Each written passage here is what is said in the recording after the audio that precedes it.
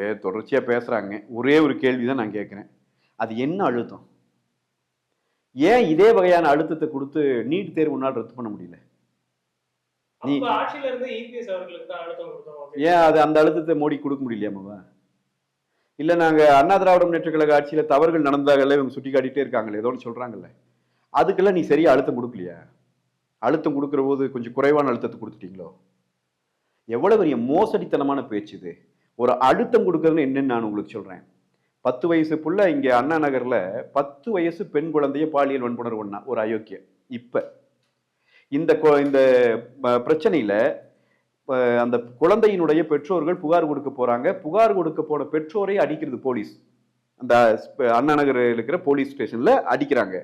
பிறகு சூமோட்டோவை எடுத்து உயர்நீதிமன்றம் அந்த வழக்கை விசாரிச்சுட்டு தமிழ்நாடு போலீஸ் விசாரித்தால் இந்த 10 வயது குழந்தையை நாசம் செய்த இவனுக்கு தண்டனை கிடைக்காது, இந்த வழக்கு சரியாக விசாரிக்கப்படாது, எனவே சிபிஐ விசாரணைக்கு உத்தரவிடுகிறேன்னு உத்தரவு போட்டது யாரு தெரியுமா?